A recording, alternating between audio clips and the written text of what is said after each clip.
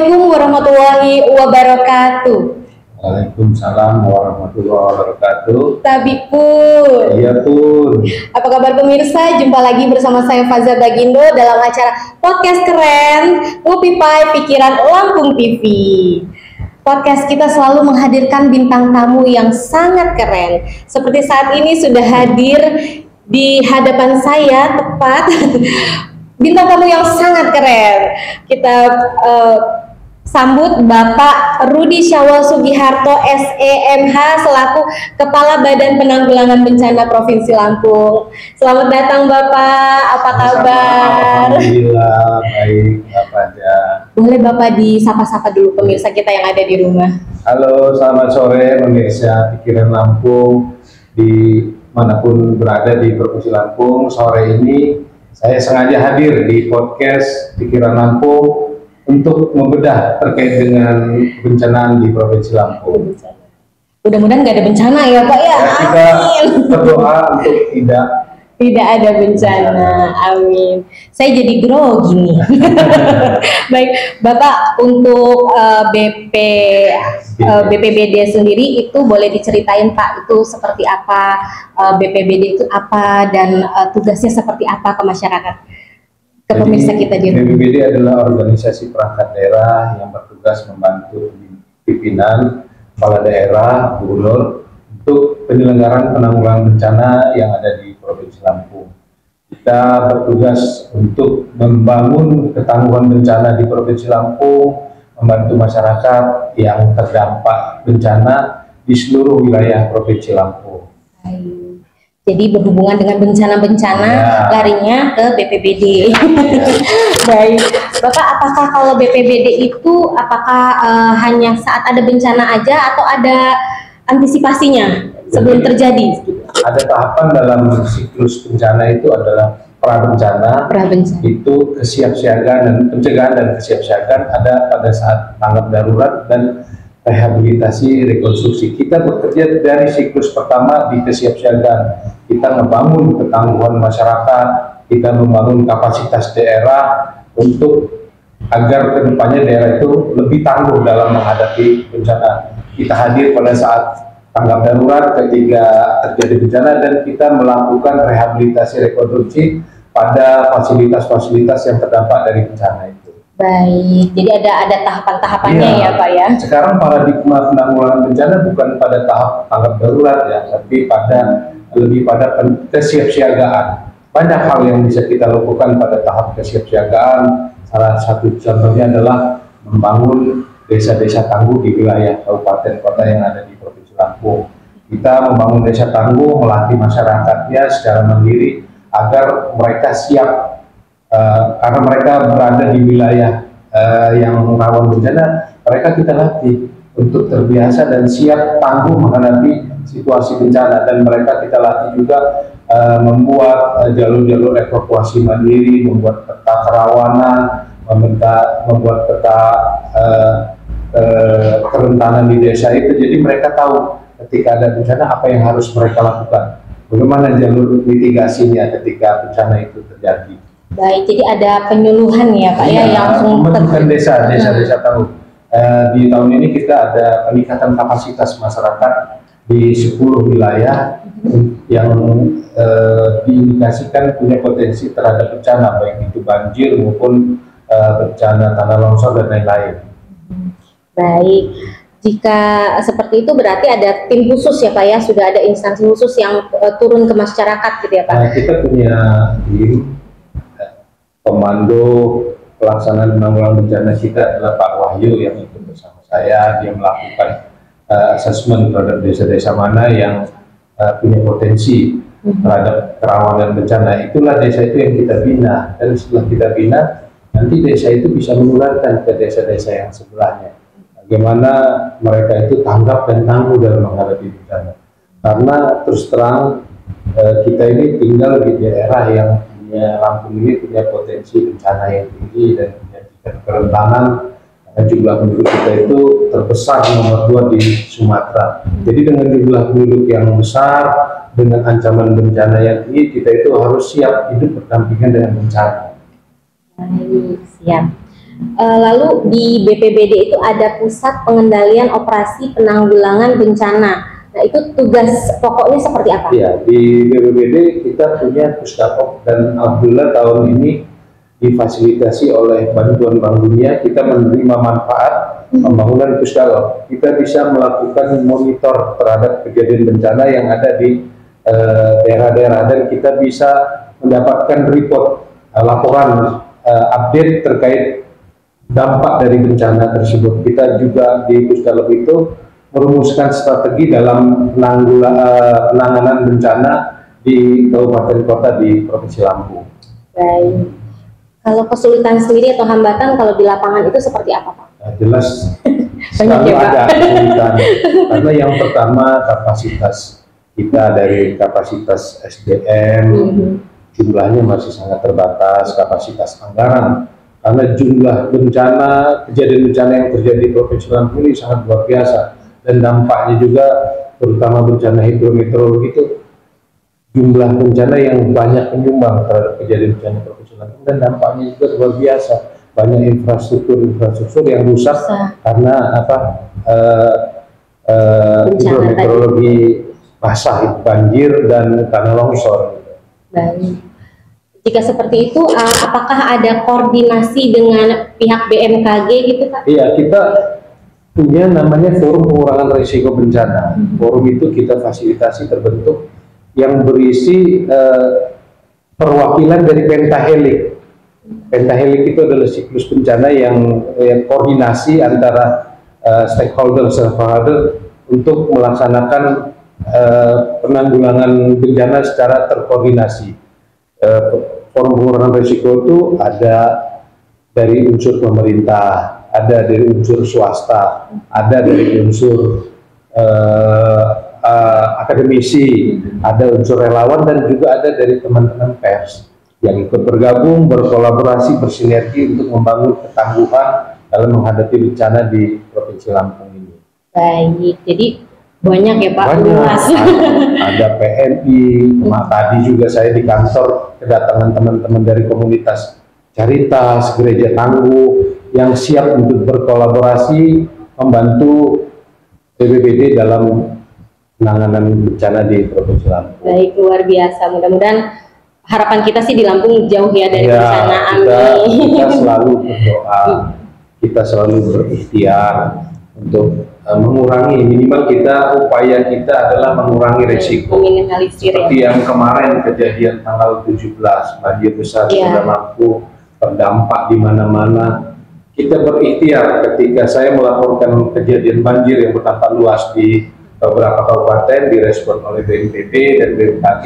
Kita berikhtiar melakukan operasi modifikasi cuaca kemarin dengan cara penyemayan garam di awan, dan alhamdulillah hasilnya sudah ketara. Kalau kita tidak melakukan ikhtiar modifikasi cuaca, mungkin recovery di beberapa wilayah di Lampung ini agak lambat, karena data dari Badan BMKG itu fasenya fase cuaca ekstrim. Tapi dengan kita melakukan ikhtiar selama 5 hari di bandara, bekerja sama dengan BNPB, BPBD, BMKG, dan teman-teman dari Lanut, setiap hari dari pagi sampai sore kita melihat perkembangan cuaca, mana yang harus kita semai. Alhamdulillah di Provinsi Lampung, alhamdulillah aman-aman aja. Alhamdulillah. Itu prosesnya seperti apa tuh Pak yang tabur garam tadi? Ya. Mungkin masyarakat juga pengen tahu, penasaran, wah gimana sih ya? Operasi modifikasi cuaca itu salah satu teknik untuk mengurangi curah hujan yang turun di daratan. Kemarin pada saat tanggal 17 sampai tanggal 31 itu angin bertiup dari sebelah pesisir barat dengan membawa gumpalan awan yang banyak. Sebelum masuk di daratan itu kan kita melihat data dari BMKG, itu kita semai. Jadi hujannya itu turunnya di laut. Jadi mengurangi resiko hujan turun di wilayah di daratan. Yang pada masa itu kita sedang melakukan recovery banjir yang pasca tanggal 17 Januari kemarin. Ya kemarin hampir merata ya Pak banjirnya di seluruh kabupaten juga ya. Ternyata banjirnya di mana-mana. Semalam juga ada kejadian dari kemarin sore juga ada banjir, genangan, dan sebenarnya kalau data dari BMKG itu bukan merupakan kategori puting beliung, itulah angin kencang yang berasal dari awan CB sehingga berdampak pada kencangnya angin yang menyebabkan ada di beberapa titik wilayah di Lampung dan Lampung Timur khususnya itu masyarakat banyak yang terdampak. Semalam Pak PJ Gubernur, Pak Sekda bersama kami melakukan kegiatan melihat langsung kejadian angin kencang yang berdampak di wilayah Gunung Terang, dan memang benar-benar terlihat dampaknya luar biasa. Betul. Ya baik pemirsa, jadi kemarin saat di tanggal 4 Februari ya Pak ya kejadiannya, jadi Bandar Lampung itu ada angin yang santer di masyarakat adalah angin puting beliung. Ternyata itu bukan puting beliung, tapi angin kencang, tapi kencangnya dahsyat sepertinya ya Pak. Karena pengaruh dari awan CB. Awan CB. Baik, mudah-mudahan semua yang terdampak dari angin tersebut bisa recovery-nya dengan cepat. Baik, selanjutnya nih Pak, menurut pemetaan BPBD, wilayah mana aja sih Pak yang riskan, yang paling sering banget terjadi bencana di Lampung ini? Jadi di Provinsi Lampung ini saat ini ada 6 daerah yang kabupaten yang termasuk zona merah. Artinya zona merah ini punya potensi bencana yang tinggi dan kapasitas daerahnya masih sangat terbatas ya. Zona merah ini ada 6. Kemudian kalau untuk ancaman bencana hidrometeorologi basah, hampir seluruh kabupaten itu punya potensi yang tinggi. Di Lampung ini sekarang ada 14 jenis bencana yang ada 14 jenis bencana, dan ada potensi megatrust di Selat Sunda yang merupakan suatu ancaman bagi wilayah Provinsi Lampung. Jadi megatrust itu memang betul ya Pak ya, bukan sekedar isu. Megatrust itu adalah siklus yang akan terjadi sekitar ratusan tahun dan diperkirakan memang akan rilis energinya. Kita memang termasuk yang potensi yang rawan megatrust karena kita punya anak Gunung Krakatau. Ketika terjadi megatrust akan sangat berdampak juga bagi Krakatau. Baik. Untuk sarana penunjang di lapangan nih Pak, apa yang ada saat ini, apakah sudah cukup mampu menanggulangi?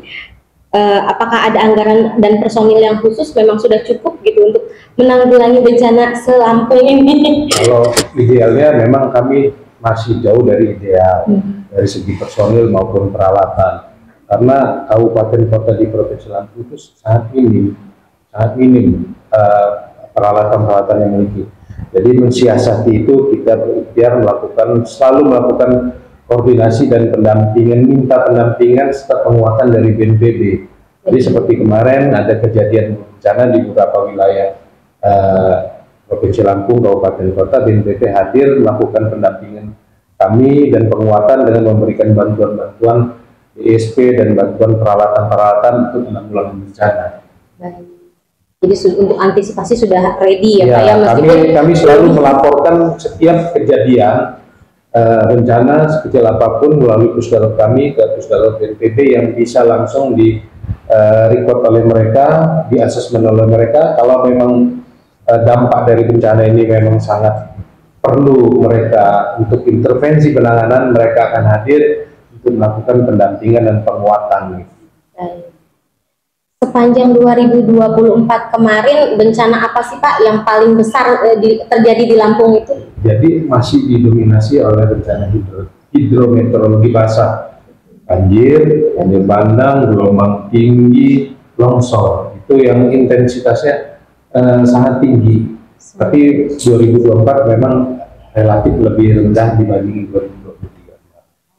Jadi sudah ada penurunan ya Pak ya. Mungkin dari antisipasinya juga sudah lebih kesiapsiaganya sudah lebih baik dan lebih baik lagi ya Pak ya. Baik, untuk di 2025 sendiri nih Pak, kan sudah ada koordinasi dengan BMKG ya Pak. Sudah ada prediksi-prediksi belum gitu Pak? Kira-kira nih akan ada misalnya apa? Jadi mungkin warga bisa ada siap siaga gitu yang bisa disampaikan. Jadi kalau data dari yang dirilis oleh BMKG, ada fase di tanggal 10 Februari sampai dengan awal Maret itu kita di Lampung akan terjadi cuaca ekstrim yang berpotensi akan menimbulkan banjir dan longsor serta angin kencang gitu. Itu akan terjadi di 10 Februari ke atas sampai dengan awal Maret. Jadi saya mengimbau untuk pada masyarakat semua lebih siap dalam menghadapi ancaman bencana yang berdasarkan data BMKG itu dari bulan Februari tanggal 10 sampai dengan awal Maret, dan masyarakat sekarang bisa mengakses dari info BMKG cuaca yang biasa diupdate setiap 3 hari ke depan. Baik, jadi kita sudah harus siap siaga. Jadi pemirsa, kita harus sudah ada kesiagaan ya Pak ya, karena prediksi, memang prediksi itu bisa hanya sekedar prediksi, tidak terjadi, tapi kan alangkah baiknya kalau kita sudah bersiap siaga.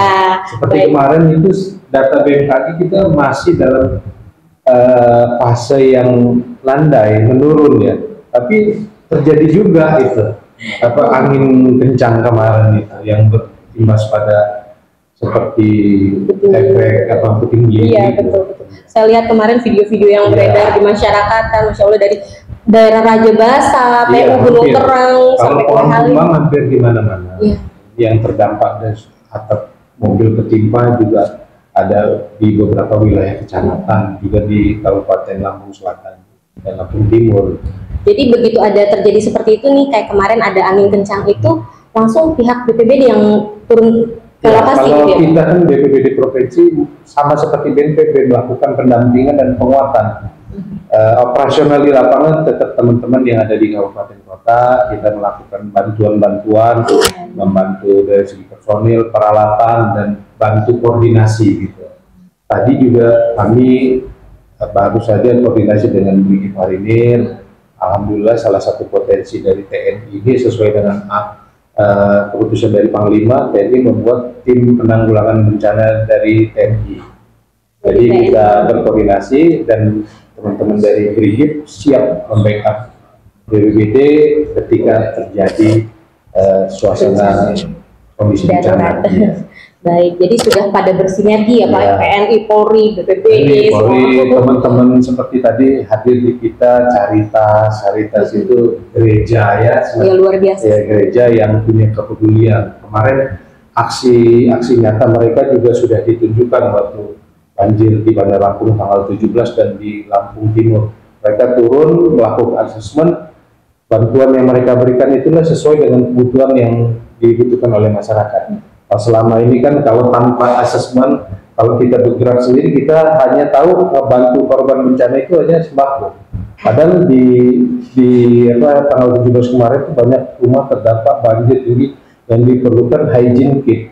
Nah, jadi mereka Caritas itu, teman-teman Caritas paham apa yang dibutuhkan oleh masyarakat, dan mereka memikirkan juga bantuan itu jangan berdampak lagi ke depannya. Seperti contoh, mereka tidak memberikan bantuan berupa nasi kotak, tapi peralatan makan yang bisa dipakai berulang kali. Minuman juga tidak memberikan minuman ini botolan kemasan, dia berikan minuman galon yang akan bisa dipakai berulang kali gitu. Baik. Jadi Pak, kalau misalnya ada bencana, contohnya banjir ya, kita sedang bicarakan banjir. Ada banjir di kelurahan apa misalnya, itu yang dilakukan BPBD itu apa sih Pak tahapannya? Misalnya langsung tim ke sana, langsung misalnya ada bantuan. Nah, bantuan apa yang biasanya yang pertama kali dilakukan ketika ada bencana? Jadi contohnya banjir ya Pak. Ketika ada banjir, yang otomatis kan bergerak adalah tim TRC kabupaten kota yang terdampak. Dan ketika tim TRC ke sana melakukan kaji cepat, apa yang dibutuhkan masyarakat di sana?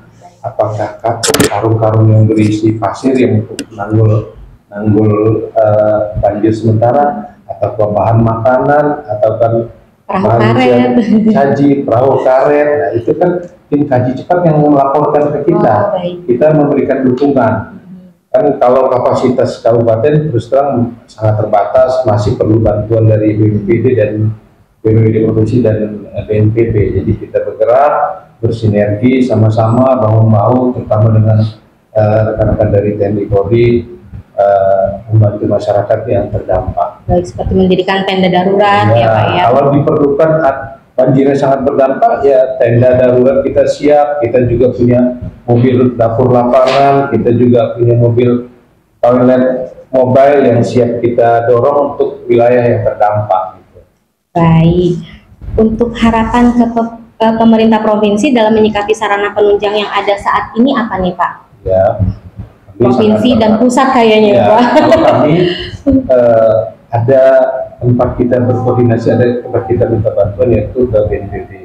Selama ini insya Allah apa yang kami butuhkan kami ajukan dan direspon karena mereka tahu Lampung salah satu provinsi yang punya tingkat ancaman dan kerentanan yang sangat tinggi. Jadi dukungan dari pemerintah provinsi juga sangat layak ya bagi kita untuk peralatan-peralatan yang dibutuhkan. Kita juga 2025 ini insya Allah di beberapa titik akan kita pasang early warning system banjir di beberapa wilayah sungai. Jadi data, gambar, video dari early warning yang kita pasang di sepanjang sungai yang punya potensi banjir itu akan terkirim langsung ke Pusdata melalui satelit. Oh, insya Allah lah secara perlahan kita meningkatkan kapasitas kita dalam penyelenggaraan penanggulangan bencana. Saya yakin kedepannya pimpinan kita ke depan juga punya keinginan yang besar untuk menyelamatkan masyarakat dari ancaman bencana. Baik, amin.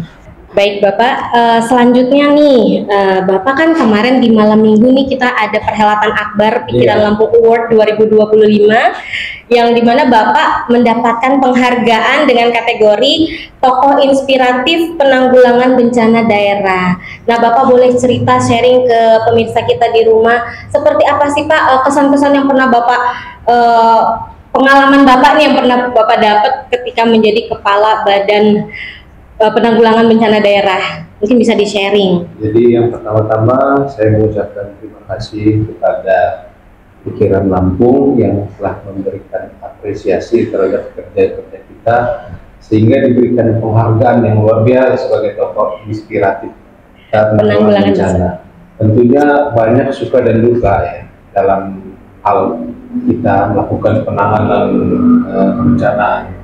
Pernah suatu saat kita di wilayah Lampung Selatan dengan keterbatasan penerangan dan ketidaktahuan kita tentang medan, kita harus melakukan evakuasi terhadap masyarakat yang ada beberapa kepala keluarga yang belum dievakuasi.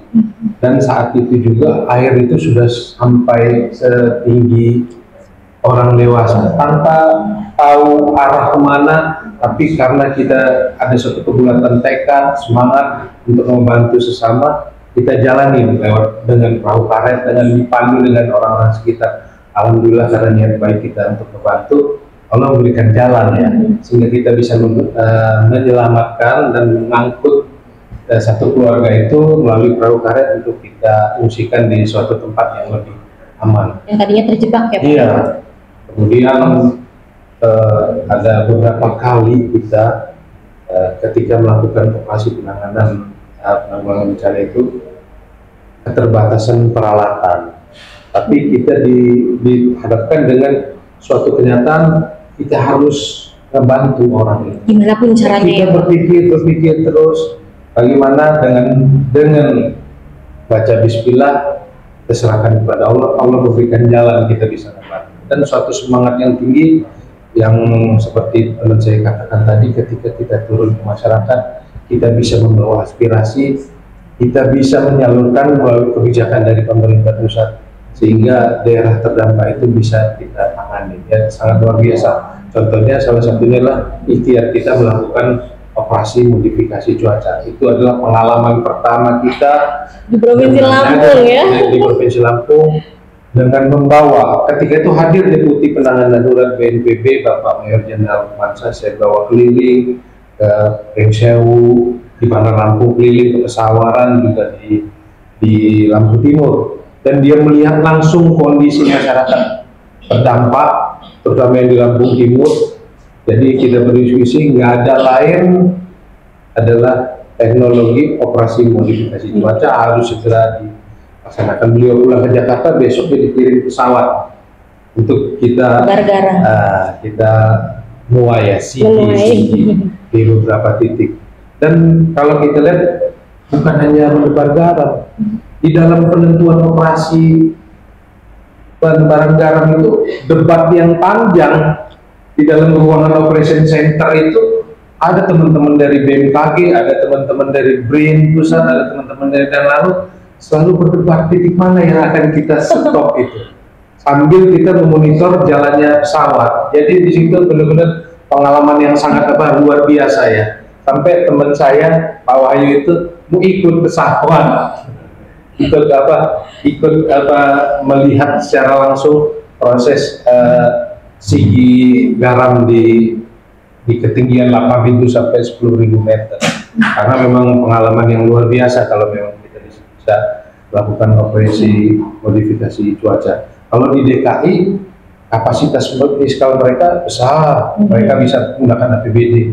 Tapi karena ketangguhan kita untuk meyakinkan pimpinan di pusat bahwa Lampung ini perlu operasi modifikasi cuaca.